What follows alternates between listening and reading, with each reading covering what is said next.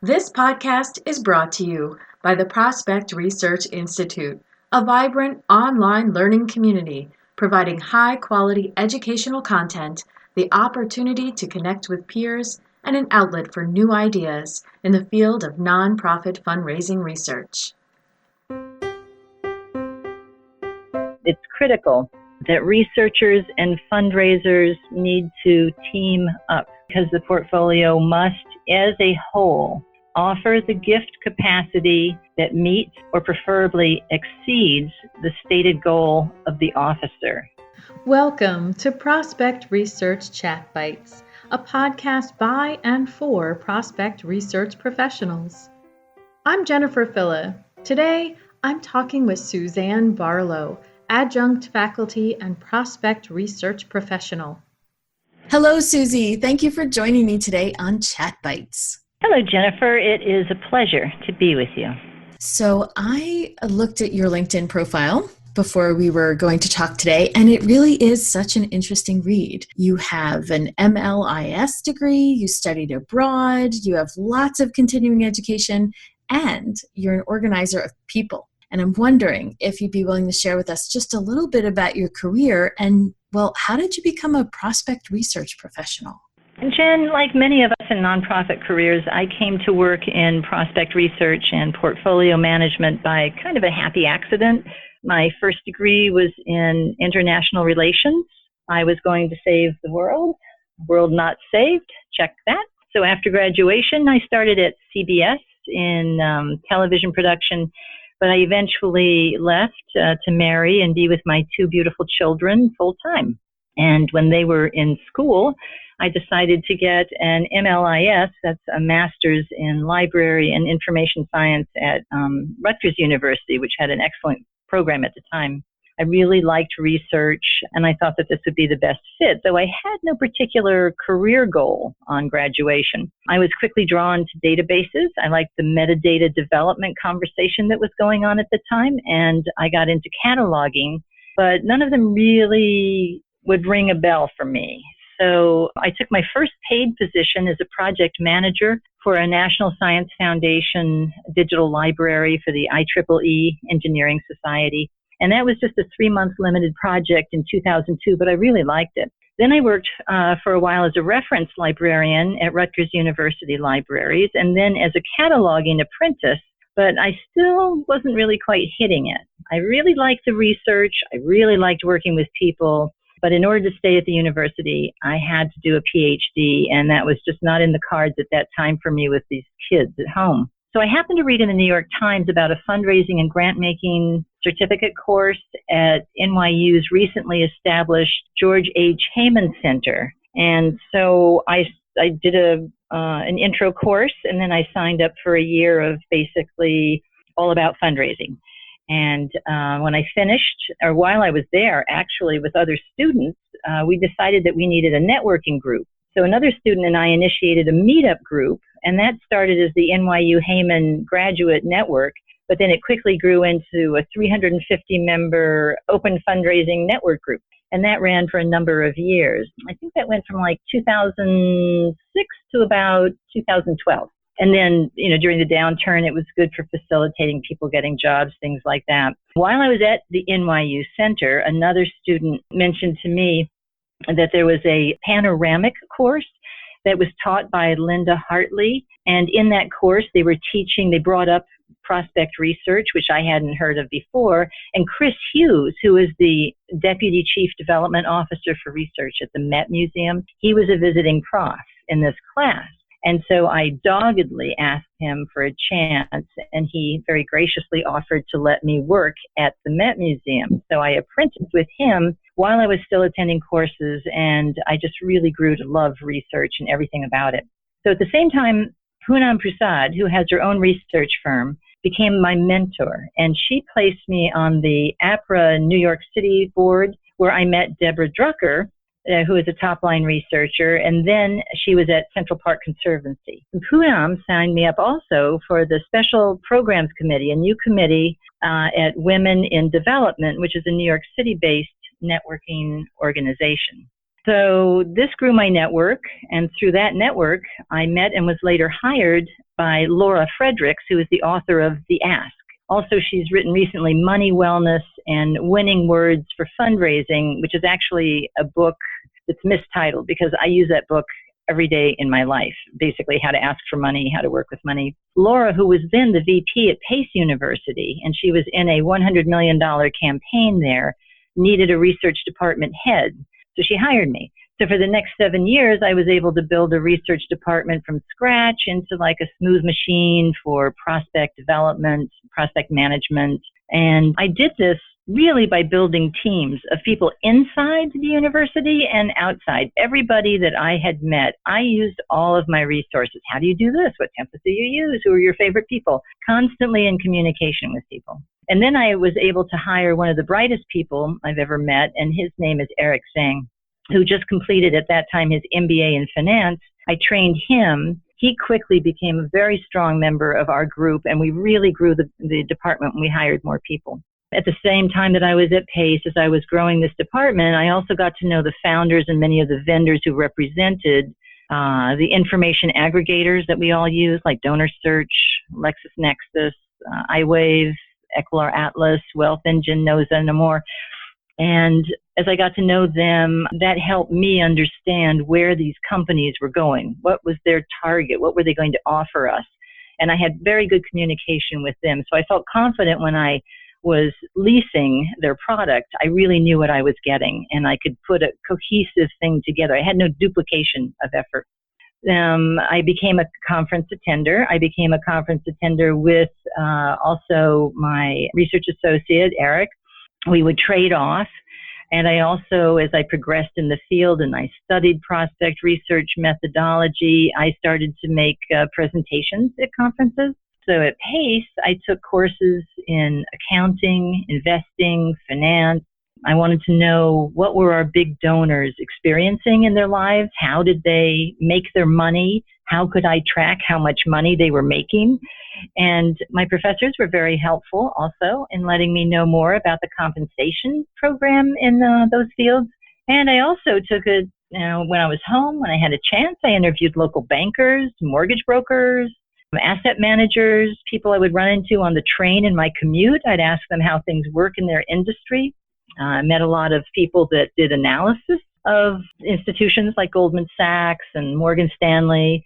And I also, and I think this is very important, I also read the New York Times and the Wall Street Journal every day for industry news, so I could stay on top of which industry was on the top and which industry was struggling. When I left Pace in 2014, I worked for Pro Mujer, which was a microfinancing organization in South America. And I worked at City University of New York and as a research specialist for H2 Growth, a consultancy led by one of my New York University professors, Linda Hartley, whom I mentioned before.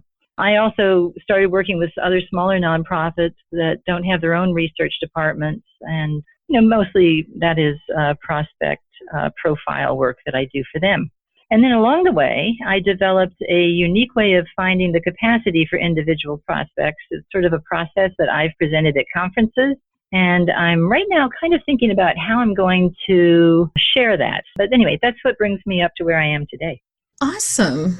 I can't believe that you were hired by Laura Fredericks. I'm looking at the book on my bookshelf, Developing Major Gifts, which was one of my early books that made such an impact on me when I started in fundraising. That's really cool. It is cool. She's great, and she's still a friend. And I can tell you, her understanding of how to raise money is profound. And all of her I have her ebook and I have her other new book on money wellness. They're remarkable. She really is brilliant at what she does. That is cool. One of the things I wanted to talk to you about and ask you about is at the Institute, we train a lot of new or beginning researchers. A lot of people come to the website who are considering getting into the field and want to test things out. And when they get hired, often, even though they don't even have experience as a prospect research professional, they're tasked with starting up a program. So it might be a smaller nonprofit, they might be going into campaign, or they just want to launch a major gifts program or are trying to grow that program. And when they're faced with building that first portfolio, it can be a little daunting how to do that right. There's really more pieces to it than one might expect. What's your suggestion or tips or what's your path to creating that first portfolio? Well, I think you really hit upon the most important thing for anybody who's heading into this field right away is seek out the courses and the resources. Always enroll yourself in a new course, grab friends as your network, and find mentors in different directions. And then when you get into a situation where you're developing that first portfolio, it's critical that researchers and fundraisers need to team up. The natural inclination by major gift officers is to seize upon a name and a wealth rating, and then they add that to their portfolio. But it's not until the officer actually gets an appointment with the prospect that they bring it to research. But that prospect may not be the best one. So you're wasting not only the officer's time, but you're also wasting the researcher's time. So at PACE, what I did, I turned that process around. And it took me about 3-year redirection because that was already the established process. But I turned it around and we built a strong, realistic portfolios based on our own capacity assessment married with the officer's input. So it's a team effort. We built the portfolios together and we reviewed those portfolios to make the adjustments. So research and major gift officers are a team, and why do we do it? Because the portfolio must, as a whole, offer the gift capacity that meets or preferably exceeds the stated goal of the officer. If the officer wants to make $350,000 that year, that portfolio capacity at its minimum must have a realistic get of $350,000. You can't randomly pick a goal and then have a portfolio that isn't valued at more than $150,000. That officer will fail. They'll move on. The portfolio will sit dormant.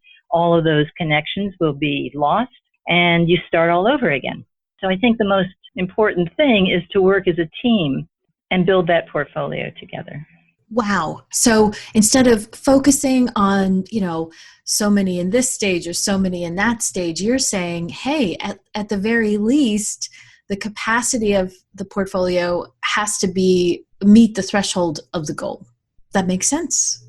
It does make sense, and it's often overlooked. And you can start with what you believe is a full capacity, but unless you midterm, we used to do it 3 times a year, unless at some point you review, is this person answering your phone calls? Do you feel like you have a relationship?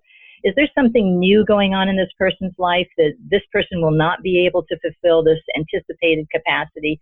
We have to talk about it. Everybody needs to know exactly who this individual is, because as much as a wealth screening will give you a capacity rating, it's a random capacity rating based on whatever assets they can find and then put into a formula.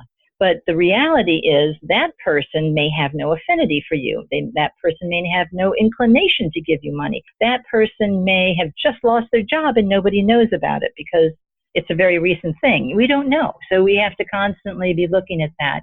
Now, I do segment the portfolio. Portion needs to be most likely they'll give us something. Another portion needs to be absolutely, this is low-hanging fruit. And another portion needs to be, hey, I still need to get a hold of them and qualify them. But the portfolio does need to have that minimum capacity. That's what I believe. That's great advice. Yeah, I'm with you.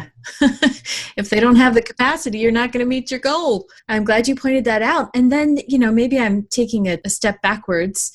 We talk terms all the time, and here we are talking about capacity ratings, but we haven't defined that. If you could give a pretty standard definition for it, what would it be? Well, I think you're right. The definition really does vary, and it varies from one nonprofit to another. So I define capacity rating as a combination of the core ingredients. Capacity, and that's where we get our vocabulary mixed up, capacity, that is the known or perceived wealth.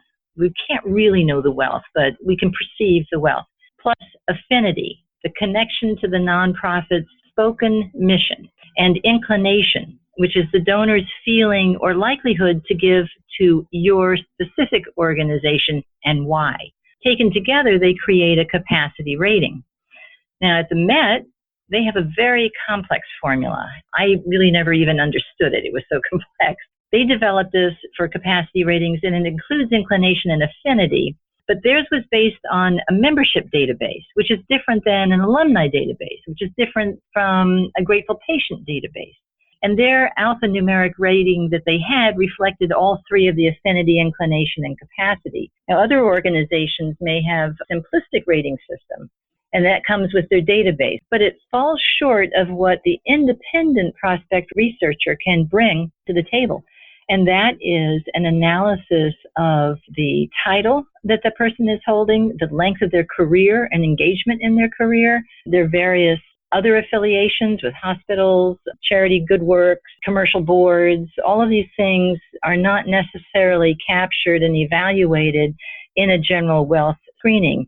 On top of that, you have the spouse, and what is the spouse doing? You have children. What are their ages? What stage of life are they in? Are they going to college? You have potential that we're in a sandwich generation. They're taking care of their parents and they're taking care of their children. All of that comes into the consideration of a capacity rating. Okay, thank you.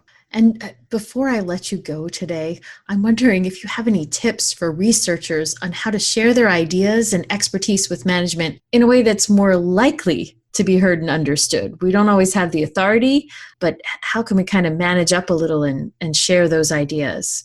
Well, I think we can all agree that if I could write that book, it would be a bestseller.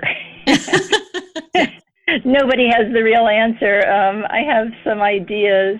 One is I think that you need to be proactive. For a time, I really took it on the chin because I was fighting to be heard.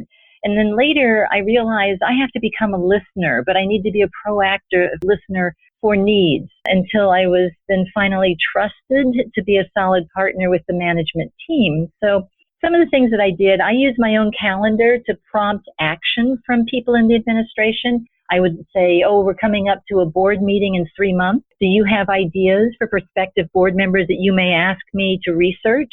I could get started on that right now, or maybe I can help you find some people. That way you avoid being blindsided, pressed, rushed, and making mistakes. I also created a list of high-title, previously unknown prospects, and I would find them on LexisNexis searches and various databases, alumni databases. And once I would get to 100, but alumni, that's a lot of people. Some people have fewer. I would make a list of their title, their company, where they live, and nothing else. And I would just say, let's give this to our trustees, see if anybody knows any of these high title people. And that worked. After about 3 months of providing those lists, they did go to the trustees. And I also made a point of lunching with the development officers or meeting them for breakfast just beforehand and just sort of getting to know them, which would kind of open up our communication. And then people laugh at me, but I put cookies on my desk and people would come by to chat because they're hungry in the late afternoon, and that kind of, broke down a lot of walls. And then I made a point of sending important news alerts to my directors so they could inform the admin, the managers, of changes to any prospect. This helped solidify my connection with them because it made them look good. It created a sense of team management, and then they became my best promoters to the administration. Wow, that is brilliant. I think the most brilliant is are the cookies, for sure. Get them to come. The cookies work on a daily basis. You can see them working. That's wild. Susie, thank you so much for sharing today. I really appreciate it.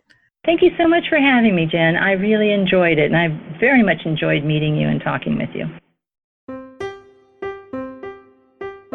That was Suzanne Barlow, adjunct faculty and prospect research professional. Did you like what Suzanne had to say about building your development officer's portfolio? Are you looking for more information about creating or updating a prospect management program? Get on the interest email list and be the first to hear about the Institute's newest workbook and course, Introduction to Prospect Management. Visit www.prospectresearchinstitute.org/PMLove and sign up for the email list.